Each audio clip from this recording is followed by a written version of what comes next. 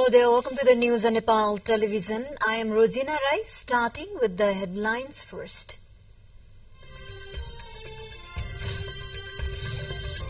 Finance Minister Prakash Saran Mahat urges of spearheading preparations of a third investment conference. Conference is scheduled for April 21st to 22 in Kathmandu. Political and economically in battle, Pakistan heads to national elections. Polls to see contest between parties of imprisoned ex-Prime Minister Imran Khan and former PM Nawaz Sharif. Israel's PM Netanyahu rejects Hamas's proposed on ceasefire, says a total victory in Gaza is possible within months. And Nepal playing a three-match ODI series against Canada. Match underway at the Teal Cricket Ground.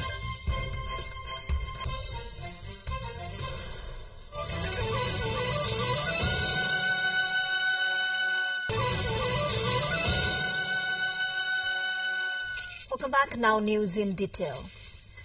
The meeting of a Director Committee of the Third Investment Conference was held at the Ministry of Finance this morning. The committee is headed by Finance Minister. At the meeting, Finance Minister Prakash Saran Mahat, Ministers, Chief Secretaries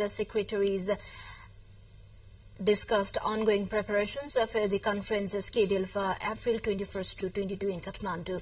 The meeting urged the stakeholders and body concerned to speed work and preparations of the conference. In this regard, Finance Minister Prakash Saran Mahat expressed hope that this conference is going to be significant to attract a bundle of investment in Nepal. Additionally, he said there are investors who are willing to pour investment money in Nepal, and we have huge responsibility to make the conference successful and create a positive impact on investors. Minister Mahat has also reminded that to all responsible parties to prepare a full swing and function to make a necessary policy management and regulation act. Within 7 months of time period, more than 13,330 complaints against cybercrime have been filed, and these surging numbers of cybercrime reports have been filed in the police station from the month from July to January of the current fiscal year. Out of 13,330 complaints, 11,400 cases were filed against social media offences, while 1,900 are financial crimes related to information technology. Likewise, 9,300 cases are related to Facebook and Messenger. Following this, concerned authorities have arrested 51 individuals in connection of various cyber crimes. In this regard, Nepal Police Central Police spokesperson and Deputy Inspector General Bhim Prasad Dhakal highlighted the challenges in investigating cyber crimes due to technological advancement. Time for a short break. Stay with us.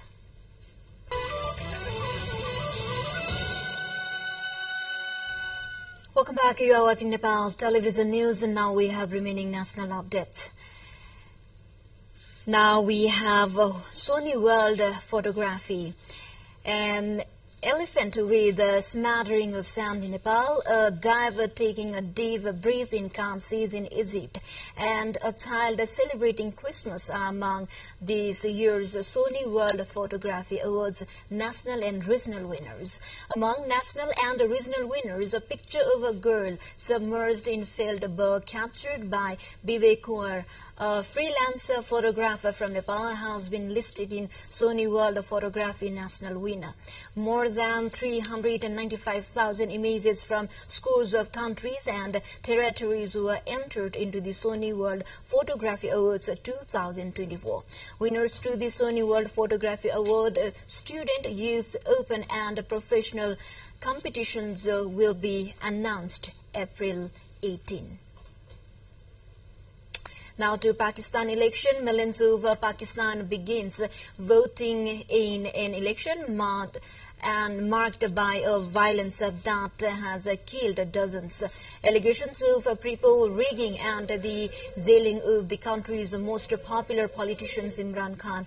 The electoral battle has primarily focused on the contest between the parties of Imran Khan and Nawaz Sharif, another ex-prime minister. Imprisoned former Prime Minister Khan's absence still dominates Pakistan's elections. The much anticipated vote, already delayed by a year, comes as the country of 220 million faces mounting challenges. Pakistan is facing an economic crisis, Islamist militancy and strained relations with neighboring countries. Pakistan parliamentary democracy involves voting for seats in the National Assembly and provincial legislatures. Israeli Prime Minister Benjamin Netanyahu said on Wednesday total victory in Gaza was within reach, rejecting that latest offer from Hamas of a ceasefire to ensure the return of hostages still held in the besieged enclave. Netanyahu renewed pleas to destroy the Palestinian Islamist movement, saying there was no alternative for Israel but bringing about the collapse of Hamas. Prime Minister Netanyahu also said that the Israeli government had instructed the IDF to operate in Rafah, and when the time comes for this, the Israeli military will act according to the international law. Regarding post-war Gaza, Prime Minister Netanyahu reiterated that Israeli demand to have a military control over the enclave, while the civic control should be handled by power which would not support, finance and educate to terror. Time for a short break again. Stay with us.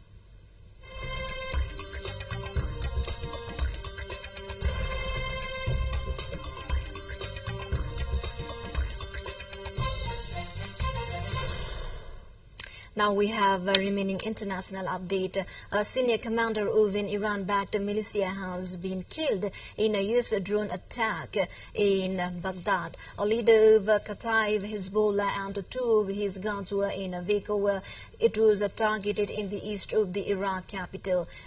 All three of them died. The Pentagon said the commander was responsible for directing attacks on American forces in the region. The U.S. had linked the militia to a drone attack in Jordan that killed 3 U.S. troops last month. In the wake of the attack, Kataib Hezbollah said it was suspending attacks on American troops to prevent embarrassment to the Iraqi government. South Korea has finalized a deal to export its Chung-Hyun, a second surface-to-air missile, to Saudi Arabia. The contract is worth $3.2 billion or about 4.25 trillion won. The deal was sealed last November, but in line with the bilateral agreement. The news was made public on Tuesday. The Chung-Hyun, second, an upgrade of a former version, can intercept enemy aircraft and even ballistic missiles, and is dubbed South Korea's Patriot missiles.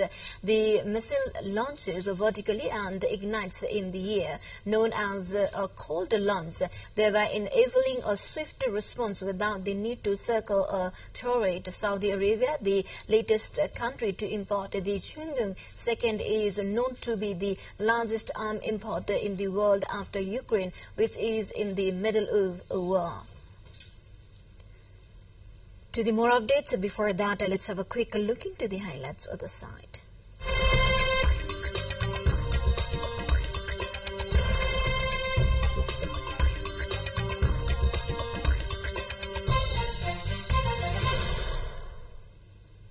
Unions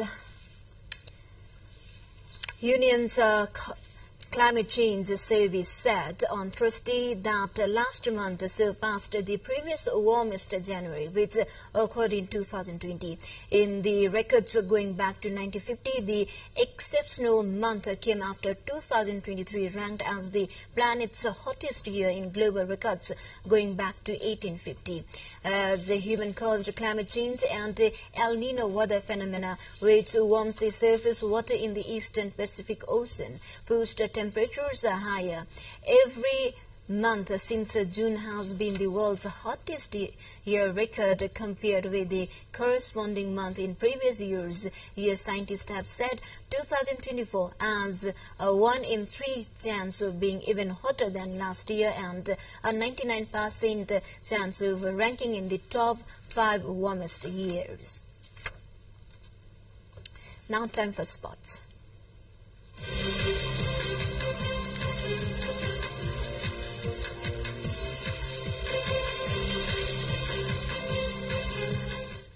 Nepal is batting against Canada in the bilateral ODI series. It has lost 6 wickets in 40 overs played so far in the match. The second match will be played on January 27th and the last match will be played on January 29th. Nepal, selected to play in the ICC Cricket World Cup, is playing the series as a preparation in the build-up. Nepal has already announced a 15-member team under the captaincy of regular captain Rohit Paudel. Canada will be led by Sabin Jafar to play against Nepal. After playing the ODI series, Nepal will play a triangular match under the ICC Cricket World Cup League 2. Nepal will play against Netherlands and Namibia, and this series will be held at the very venue. The competition will run from February 3rd to February 13th. After this tournament, the Nepali team is scheduled to go to Hong Kong, where Nepal is scheduled to play a series involving 4 nations. Papua New Guinea and Oman will be present in the series alongside Nepal and host Hong Kong. Oman is also preparing for the World Cup. With this, we come to the end of this news bulletin, but before we say goodbye, quick reminders of the headlines once again.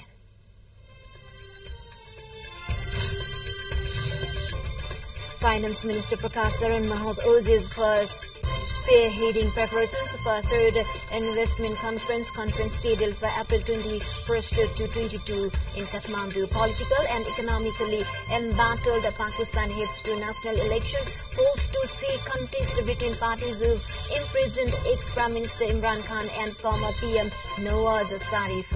Israel's PM Netanyahu rejects Hamas's proposed terms on ceasefire, says a total victory in Gaza is possible within months. And Nepal, batting against Canada in the bilateral ODI series, loses 6 wickets in 41 overs played so far.